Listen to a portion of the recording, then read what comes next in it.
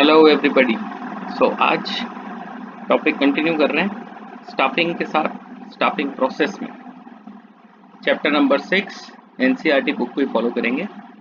तो staffing process simply लोगों को किस तरह से हम अपनी ऑर्गेनाइजेशन के अंदर प्लेस करें, इससे रिलेट करता है। इससे पहले वाले टॉपिक्स में भी हमने यही देखा, स्टाफिंग का मीनिंग जो ये बताता है to place right person at right place.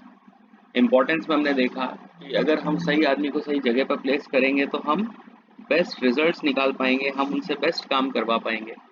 और फिर हमने एचआर के फंक्शंस देखे कि एचआर डिपार्टमेंट स्टाफिंग का फंक्शन परफॉर्म करता है और इसके अलावा वो वर्कर्स को ट्रेन भी करता है, वो उनके ग्रीवेंसेस भी हैंडल करता है, यूनियन मैनेजमेंट भी डील करता है, वगैरह वगैरह। ठीक है, तो आज हमारा जो टॉपिक है staffing process, it is basically related with bringing the best person in the organization through a process।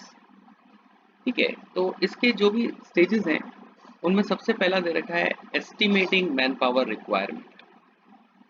यहाँ पर एचआर मैनेजर को सबसे पहले ये आइडेंटिफाई करना पड़ेगा कि कितने लोगों की रिक्वायरमेंट है एक ऑर्गेनाइजेशन में। सी ज़्यादा मुश्किल चीज़ नहीं है समझने के लिए। Estimating manpower requirement means we need to estimate कि how many people are actually required in the organisation. ऐसा नहीं है कि आपके पास जितनी भी एप्लीकेशंस आ रही हैं उन सबको हायर कर लें। हम हमारे लिए सबसे ज़्यादा रिक्वायर्ड लोगों को ही चूज़ करेंगे। जैसे हम स्कूल के अंदर देखते हैं, मान लीजिए कि सेशन एंड होने वाला है, जनरली मार्च में होता है, तो जनवरी से ही टीचर्स से पूछा जाता है कि how many of them are going to continue in the next session. अब सपोज कीजिए कुछ लोग मना कर देते हैं और इसके अलावा नए स्टूडेंट्स के एडमिशन के अकॉर्डिंग हमको नए सेक्शंस भी क्रिएट करने हैं। तो दिस इज हाउ कितने लोग जा रहे हैं और कितने लोगों के रिक्वायरमेंट होगी, हम इससे एस्टिमेट लगा सकते हैं। ठीक है, तो हम बेसिकली इस स्टेप में ये पता लगाने की कोशिश करते हैं कि how many people are required and of what qualification.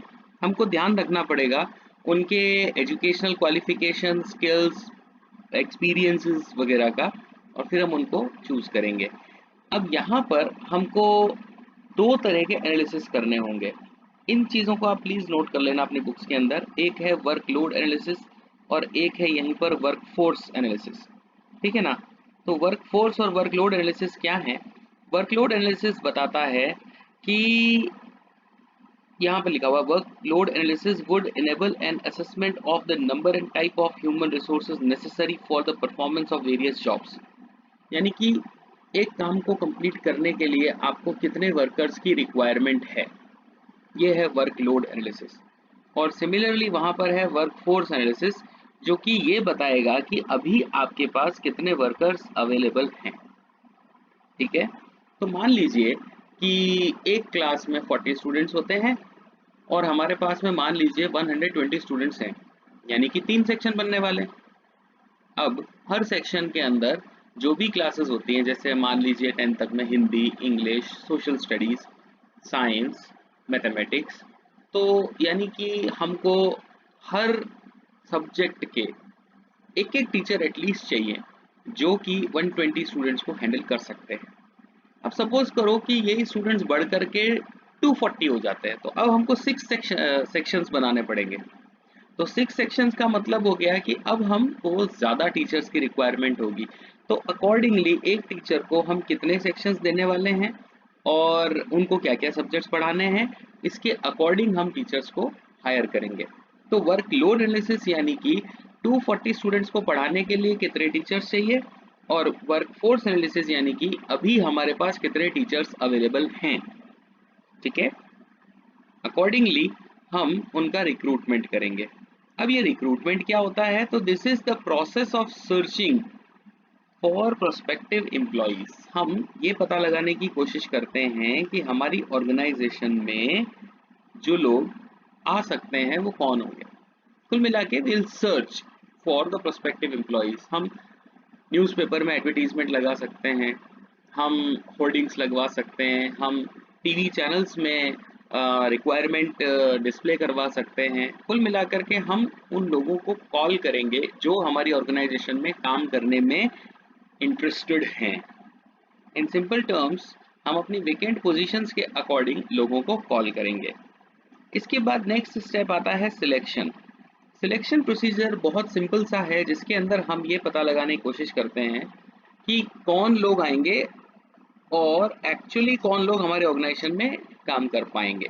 ठीक है, इससे दो पर्पस सॉल्व हो रहे हैं। It ensures that the organisation gets the best among the available and it enhances the self esteem and prestige of those selected. असल में क्या होता है, सिलेक्शन से ऑर्गेनाइजेशन को तो बेस्ट सूटेबल कैंडिडेट मिल जाता है, लेकिन साथ में जो पर्सन सिलेक्ट होता है उसकी खुद की प्रेस्टीज भी इम्प्रूव होती है, क्योंकि उसकी एक पूछ बढ़ेगी, लोगों को पता चलेगा कि अरे वाह इनका सिलेक्शन हुआ, यानी this person was the most suitable one. तो एक तरह से उसको एक सेल्फ एस्टीम का बेनिफिट मिलेगा। तो selection means choosing the best candidate for the organisation. इसके बाद आएगा प्लेसमेंट एंड ओरिएंटेशन। ये एक ही चीज है, लेकिन इसको अलग अलग रेफरेंस में देखेंगे। प्लेसमेंट का मतलब है पर्सन को पोजीशन देना। जैसे मान लो कि अगर एक पर्सन परचेज मैनेजर की पोस्ट पे हायर किया जाता है, तो अब उसको परचेज मैनेजर की पोस्ट मिल रही है, तो पोस्ट मिलने का मतलब है प्लेसमेंट। और ओरिएंटेशन क्या होगा, जब हम उसको उस परचेज मैनेजर को दूसरे लोगों के साथ इंट्रोड्यूस करेंगे कि ये आपके असिस्टेंट्स हैं, ये आपके सीनियर्स हैं, ये आपके जूनियर्स हैं, आपको कोई काम हो तो आप किससे बात करोगे या आप किन से रिपोर्ट लोगे, ये सब होता है ओरिएंटेशन। प्लेसमेंट यानी पोजीशन देना, ओरिएंटेशन यानी जॉब से और आसपास के लोगों से इंट्रोडक्शन करवाना। Next step will be training and development. Training and development simply means to train and to make person improve in the performance, यानी वो जो भी काम कर रहे हैं वो उसको इम्प्रूव करें। ट्रेनिंग असल में जो सीनियर को आता है वो अपने जूनियर को सिखा देगा, और डेवलपमेंट का मतलब होगा जब वो जूनियर उसी काम को अपने तरीके से बेस्ट तरीके से परफॉर्म करने लगेगा। ठीक है, तो ये सब स्टेप्स, ये 5 स्टेप्स तक तो लगभग हर ऑर्गेनाइजेशन के अंदर होते ही हैं, और हर ऑर्गेनाइजेशन में एचआर मैनेजमेंट इस काम को परफॉर्म करेगा। अच्छा, अगर मान लीजिए कि फर्म बड़ी है तो वो एक अलग एचआर डिपार्टमेंट ओपन करेंगे और ये सारे स्टेप्स वो एचआर डिपार्टमेंट ही फॉलो करेगा। अब सपोज कीजिए कि फर्म छोटी है जहां पर एक अलग डिपार्टमेंट नहीं है, तो हर डिपार्टमेंट जैसे परचेज, प्रोडक्शन, सेल्स, फाइनेंस, इन सब डिपार्टमेंट्स को अगले 3 स्टेप्स और परफॉर्म करने पड़ेंगे, जो कि असल में स्पेशलाइज्ड एक्टिविटीज हैं एचआर मैनेजमेंट की। मेरी बात को समझें। If a firm is small, तो ये जो 8 स्टेप्स स्टाफिंग प्रोसेस में दे रखे हैं, हर इंडिविजुअल डिपार्टमेंट इन सभी स्टेप्स को परफॉर्म करेगा। लेकिन अगर एचआर डिपार्टमेंट है तो अगले 3 स्टेप्स स्पेसिफिकली एचआर डिपार्टमेंट ही परफॉर्म करेगा। तो सबसे पहले यहाँ पे दिया हुआ है performance appraisal, which is 6th step. Appraisal का मतलब होता है इवैल्यूएशन, यानी कि एचआर डिपार्टमेंट या जो भी सीनियर मैनेजर होगा वो अपने वर्कर्स की परफॉर्मेंस को इवैल्यूएट करेगा और फिर उनका फीडबैक देगा। ये चेक करेगा कि पर्सन काम कैसा कर रहे हैं और उसी के अकॉर्डिंग वो उनको अप्रेज करेगा। तो यहाँ अप्रेजल का मतलब है इवैल्यूएशन एंड फीडबैक। तो इसी फीडबैक के बेसिस पे, यहाँ लास्ट वाली लाइंस में देखिएगा, इसी फीडबैक के बेसिस पे यहाँ पर जॉब डिफाइन होगा, परफॉर्मेंस अप्रेजल होगा, फीडबैक दिया जाएगा और साथ के साथ इंक्रीमेंट वगैरह, बोनस वगैरह भी क्लियर किए जाएंगे। ये सेम पॉइंट हमने इंपॉर्टेंस ऑफ स्टाफिंग का 4th पॉइंट भी देखा था, ऑब्जेक्टिव असेसमेंट वाला। नेक्स्ट स्टेप आएगा प्रमोशन एंड करियर प्लानिंग। तो हर ऑर्गेनाइजेशन को अपने एम्प्लॉइज को ग्रो करना है। Each organisation should help their employees to grow. Actually क्या होता है, आपने केवल उनको जॉब दे दिया और फिर ये सोचा कि अब बस वो काम कर लेंगे, तो इट्स नॉट लाइक दैट। आपको जॉब देने के साथ उनके प्रमोशन का और उनके करियर में इम्प्रूवमेंट का भी आपको ध्यान रखना है। तो you need to give them challenging task. They must encourage employees to grow and realise their full potential. Promotions are integral part of people's career. आपको लोगों को प्रमोट करना है, आपको सभी लोगों को एनकरेज करना होगा और उनको प्रमोट करना होगा।